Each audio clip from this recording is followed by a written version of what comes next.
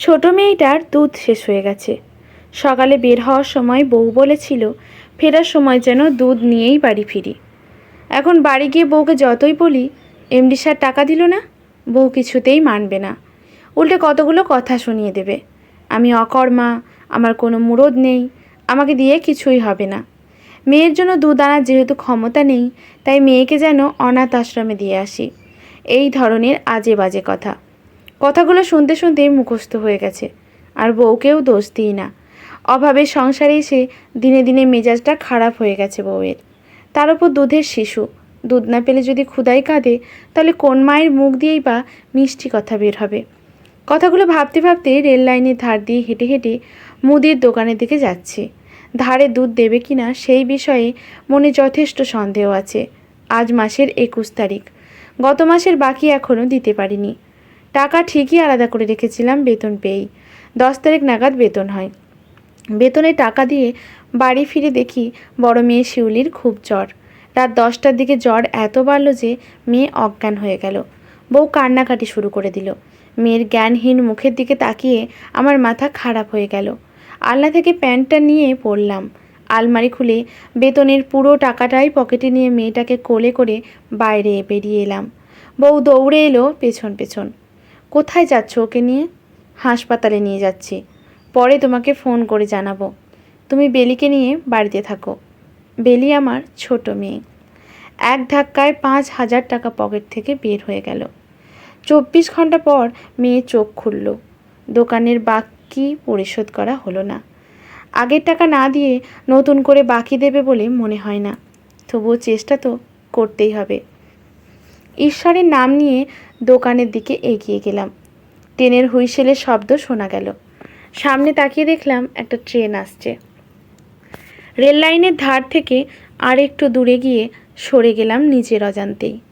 দীর্ঘদিন এই রাস্তায় হেঁটে হেঁটে অভ্যাস হয়ে গেছে। ট্রেনটা প্রায় কাছাকাছি চলে এসেছে। হঠাৎ খেয়াল করলাম একটি ছেলে কাঁধে ব্যাগ ঝোলানো আমার উল্টো দিক থেকে রেল লাইনের স্লিপারের দিকে তাকিয়ে লাফিয়ে লাফিয়ে এদিকে আসছে। পেছন দিক থেকে যে ট্রেন আসছে ট্রেনই পাচ্ছে না। কানে ইয়ারফোন লাগানো, বোধহয় মোবাইলে কারোর সাথে কথা বলছে। হাত নাড়ানোর ভঙ্গি দেখে তাই মনে হচ্ছে। আমি চিৎকার করে সাবধান করলাম ছেলেটাকে। ট্রেনের হুইসেল, আমার চিৎকার কিছুই পৌঁছচ্ছে না ছেলেটার কানে। দ্রুত গতিতে এগিয়ে আসছে ট্রেনটা। তীক্ষ্ণ শব্দে ট্রেনের হুইসেল বেজে উঠল। চমকে পেছনে তাকালো ছেলেটা। ততক্ষণে দেরি হয়ে গেছে। ইঞ্জিনের সাথে ধাক্কা খেলো ছেলেটা। সব কিছু মুহূর্তের মধ্যে আমার সামনে ঘটে গেল। ধাক্কা খেয়ে ঠিক আমার সামনে এসে পড়ল ছেলেটা। উপুর হয়ে নিস্তেজ হয়ে পড়ে আছে ছেলেটা। হইচই করতে লাগলো। লোকজন ছুটে এলো। রক্তে ভেসে যাচ্ছে মাটি। কে একজন বলে উঠল, মরেনি, বেঁচে আছে। আরেকজন বলল, এক্ষুনি হাসপাতালে নিতে হবে। কিন্তু কেউ হাসপাতালে নেওয়ার উদ্যোগ নিচ্ছে না। কে সব ঝুটঝামেলায় জড়াতে চায়? সবাই ভিড় করে দেখছে ছেলেটাকে। আমি মাটিতে বসে ছেলেটাকে ধরে চিৎ করলাম। হ্যাঁ, বেঁচে আছে, শ্বাস নিচ্ছে, তবে ধীরে। এভাবে পড়ে থাকলে বেশিক্ষণ টিকবে না। আমাকে একটু সাহায্য করুন, ছেলেটাকে হাসপাতালে নিতে হবে। কেউ এগিয়ে এলো না। ভিড়টা আস্তে আস্তে পাতলা হতে শুরু করেছে। একটা অল্প বয়সী ছেলে এগিয়ে এলো। আঙ্কেল, আমি আপনাকে সাহায্য করছি বলে অজ্ঞান হয়ে পড়ে থাকা ছেলেটার পা দুটো ধরল। আমি রক্তাক্ত ছেলেটাকে দু হাতের নিচ দিয়ে ধরে রাস্তার ধারে নিয়ে এলাম কোনো মতে। মাটিতে বসে জ্ঞান হারা ছেলেটার মাথাটা ধরে বসে রইলাম। আমাকে সাহায্যকারী অল্প বয়সী ছেলেটা একটা স্কুটার ডেকে নিয়ে এলো। দুজনে মিলে ছেলেটাকে স্কুটারে তুললাম। অল্প বয়সী ছেলেটা বলল, আঙ্কেল, আমি বাড়ি যেতে পারবো না, বাড়িতে মা চিন্তা করবে। আমি ড্রাইভারকে বলে দিয়েছি আপনাকে হাসপাতালে নিয়ে যাবে। ঠিক আছে বলে আমি স্কুটার ড্রাইভারকে তাড়াতাড়ি চালাতে বললাম। হাসপাতালের গেট দিয়ে স্কুটারটা ঢুকতেই দুজন লোক একটা স্ট্রেচার নিয়ে এলো। তিনজনে মিলে ছেলেটাকে স্ট্রেচারে তুললাম। এখনও জ্ঞান ফেরেনি ছেলেটার। লোক দুটো আমাকে ওদের পিছনে আসতে বলে স্ট্রেচারটা ঠেলে ভেতর দিয়ে নিয়ে গেল। স্কুটার ড্রাইভার ভাড়ার জন্য আমার সামনে দাঁড়ালো।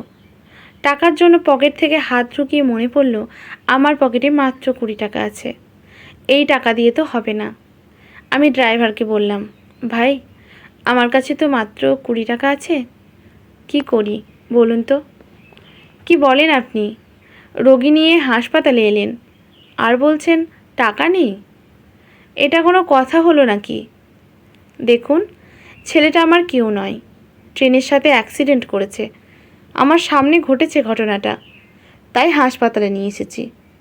আপনি এক কাজ করুন, আপনার মোবাইল নাম্বারটা দিন, আমি আপনার টাকা ঠিক দিয়ে দেব। আরে রাখুন, এমন কত দেখেছি, পরে টাকা দেবে। আমার তো স্কুটার মালিককে টাকা জমা দিতে হবে। গরিবের পেটে সকলেই লাথি মারে বলে মুখ বাঁকায় ড্রাইভার। আমি পকেট থেকে আমার মোবাইল ফোনটা বের করে ফোনটা বাড়িয়ে ধরলাম ড্রাইভারের দিকে।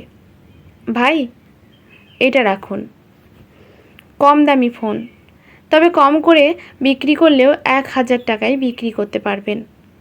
আপনার ভাড়া নিশ্চয়ই 1000 টাকার কমই হবে। ড্রাইভার আমার হাত থেকে মোবাইলটা নিয়ে নেড়ে চেড়ে তাচ্ছিল্য করে বুক পকেটে রেখে দিল। ভাই, আমার সিমটা দিন, ওটা আপনার কাজে লাগবে না।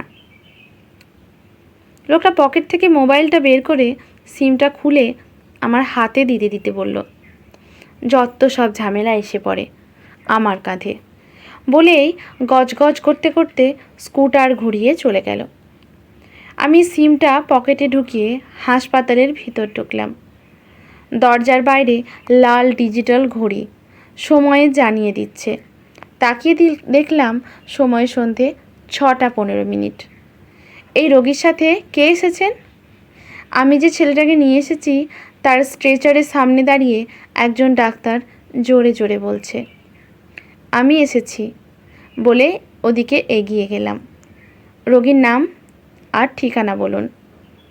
আমি তো ওর নামটা ঠিক জানি না, ঠিকানাটাও জানি না। আমি সংক্ষেপে ঘটনা বললাম তরুণ ডাক্তারকে। রোগী তো অজ্ঞান, দেখুন পকেটে কিছু পাওয়া যায় কি না। আমি ছেলেটার পকেটে হাত ঢুকালাম। কিছু খুচরো টাকা আর একটা মোবাইল ফোন। এই ফোনেই সম্ভবত কথা বলছিল ছেলেটি। আপনি দেখুন ওর পরিচিত কাউকে যোগাযোগ করতে পারেন কি না। আমি ওর চিকিৎসা শুরু করছি বলে তরুণ চিকিৎসক আরেকজনকে নিয়ে চিকিৎসা শুরু করলো। ফোনটা বন্ধ, বোধহয় ট্রেনের সাথে ধাক্কা খাওয়ার সময় বন্ধ হয়ে গিয়ে থাকবে। আমি অন করলাম, চালু হলো ফোনটা। কন্ট্যাক্ট লিস্ট চেক করলাম, প্রথম নামটা আব্বু। কল করলাম, ও পাশে রিং হচ্ছে। দুবার রিং বাজতেই কেউ একজন রিসিভ করলো। হ্যালো বাপ্পি, কিরে কোথায় তুই? তোর তো অনেক আগেই বাড়ি ফেরার কথা। আমি ঘটনাটা বলতে শুরু করা মাত্র ভদ্রলোক চিৎকার করে নীলু নীলু বলে ডাকতে লাগলো। এবার ফোনটা একজন মহিলা ধরল। ওনাকে সমস্ত ঘটনা খুলে বললাম। ফোনের মধ্যেই মহিলার ফোফানোর শব্দ শুনতে পেলাম। আমার কাছ থেকে হাসপাতালের ঠিকানা নিলেন ভদ্রমহিলা। কিছুক্ষণের মধ্যে চলে এলো বাপ্পির পরিবারের লোকেরা। ততক্ষণে জ্ঞান ফিরেছে বাপ্পির। ওর বাবা আমার হাতটা ধরে ঝরঝর করে কেঁদে ফেললেন। বারবার আমাকে বুকে জড়িয়ে ধরছিলেন। মুখে ঠিকমতো বলে বোঝাতে পারছিলেন না, কিন্তু তার আচরণে বোঝাতে সক্ষম হলেন কতখানি কৃতজ্ঞ তারা আমার কাছে। ওদের কাছ থেকে বিদায় নিয়ে আমি হাসপাতালে বেরিয়ে এলাম। পকেটে সম্বল 20 টাকা। মিনিট 5 হেঁটে মোড়ে এসে দৌড়ালাম বাসের জন্য। বাড়ি ফিরতে ফিরতে রাত 9টা বেজে গেল। টোকা দিতেই বউ দরজা খুলে দিল। এই শোনো, রুনু পিসি এসেছিলেন জানো, এই এত ফল মিষ্টি নিয়ে। তোমার জন্য অনেকক্ষণ অপেক্ষা করে এই একটু আগেই চলে গেলেন। গড় গড় করে অনেকগুলো কথা এক নাগাড়ে বলে গেল। তোমার ফোন তো বন্ধ কেন? আমি অনেকবার কল করেছিলাম জানো, রুনু পিসি বারবার তোমার কথা বলছিল। বউয়ের কোনো কথার উত্তর দিলাম না। হঠাৎ আমার দিকে নজর পড়ল বউয়ের। শার্টে রক্তের ছোপ দেখে চিৎকার শুরু করে দিল। আমার কিছু এটা হয়নি এটা বোঝাতে বেশ সময় লেগে গেল আমার। পুরো ঘটনাটা শুনে শান্ত হলো বউ। বেলির জন্য দুধ আনা হয়নি। চুপচাপ ভিতরে গিয়ে কাপড় চোপড় বদলে ফ্রেশ হয়ে বিছানায় বসলাম। বউ আমার হাতে একটা 500 টাকার নোট ধরিয়ে দিয়ে বলল, যাও বাবুর জন্য দুধ নিয়ে এসো। তুমি টাকা পেলে কোথায়? অবাক হয়ে জিজ্ঞেস করলাম। বাবুর মুখ দেখে পিসি দিয়ে গেছে। আর কিছু না বলে টাকাটা বুক পকেটে রেখে দোকানের দিকে চললাম। ঠক ঠক ঠক দরজায় কে যেন ঠোকা দিচ্ছে। দেখুন তো, এই নামটা কি আপনার? একজন ডাক পিয়ন আমাদের দিকে একটা খাম বাড়িয়ে ধরল। খামের ওপর ইংরেজি ক্যাপিটাল লেটারে আমার নাম লেখা। এটা আমার নাম। আগে এই কাগজটাতে একটা সই করুন। আমার দিকে একটা কাগজ আর একটা কলম এগিয়ে দিল লোকটা। সই করে খামটা হাতে নিলাম।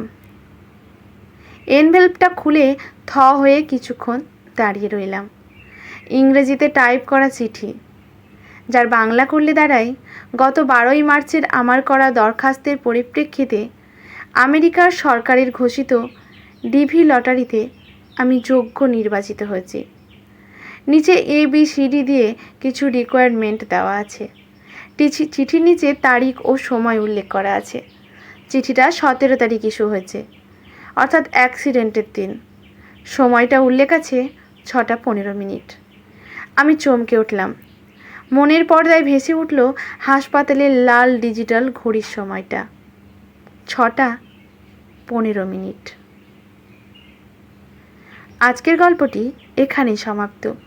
ভালো লাগলে লাইক, শেয়ার, কমেন্ট করে পাশে থাকবেন। এরকম আরও অনেক নতুন নতুন